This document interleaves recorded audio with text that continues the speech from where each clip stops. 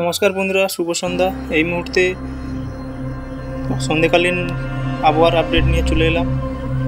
আমার চ্যানেলে যারা নতুন দেখছো তোমরা চ্যানেলটিকে সাবস্ক্রাইব করে দিবে এবং পাশে থাকা বেল আইকনটি প্রেস করে অল করে দিবে, যাতে আমি যখন ভিডিও আপলোড করব তখন নোটিফিকেশানটা আপনাদের কাছে যাবে এবং আপনারা প্রথমে দেখতে পাবেন। তো চলে যাব উইন্ডিতে এই মাত্র দেখতে পাচ্ছি। প্রথমে দেখে নেব উপগ্রহ চিত্রে দেখতে পাচ্ছি প্রচুর পরিমাণে মেঘ বাংলাদেশের উপরে, পুরো বাংলাদেশ জুড়ে এবং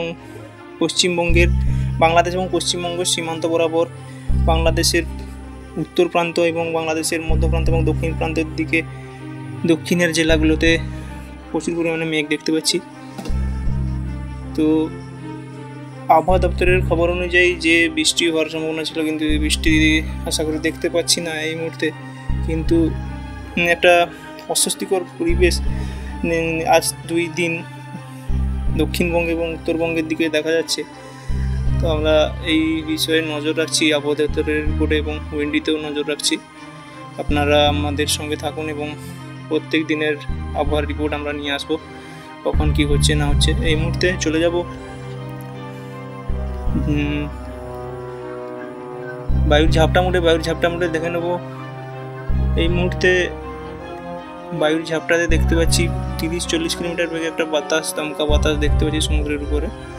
তেমন কোনো উপকূলের জেলাগুলোতে, বাংলাদেশের উপকূলের জেলাগুলোতে এবং পশ্চিমবঙ্গের দক্ষিণবঙ্গের যে জেলাগুলো আছে তার মধ্যে জেলাগুলোতে তেমন কোনো বাতাস দেখতে পাচ্ছি না এই মুহূর্তে। কিন্তু একটা অস্বস্তিকর পরিবেশ এই মুহূর্তে আছে। এরপর দেখে নেব আমরা বৃষ্টির পরিমাণ দেখতে পাচ্ছি ঢাকা, সিলেট, ময়মনসিংহ, বাংলাদেশের বিভিন্ন অঞ্চলগুলোতে বৃষ্টির সম্ভাবনা রয়েছে। তো 10.1 মিলিমিটার ঢাকা, রাজশাহী এদিকে, এবং আগামী 2 দিনের মধ্যে উত্তরবঙ্গেও বৃষ্টির সম্ভাবনা রয়েছে। তো দেখে নেব কত পরিমাণ বৃষ্টি হচ্ছে ওই দিকটায়। 10.3, 5.4 এদিকে আলিপুরদুয়ার এবং কলকাতার দিকে তেমন বৃষ্টির সম্ভাবনা এই মুহূর্তে দেখতে পাচ্ছি না, কিন্তু বাংলাদেশের উপর একটা কুমিল্লা, ঢাকা এইসব জায়গাগুলোতে 2.3-4 এরকম বৃষ্টি থাকবে। তো কোথায় কি বৃষ্টি হচ্ছে আপনারা জানাবেন, কমেন্ট করবেন।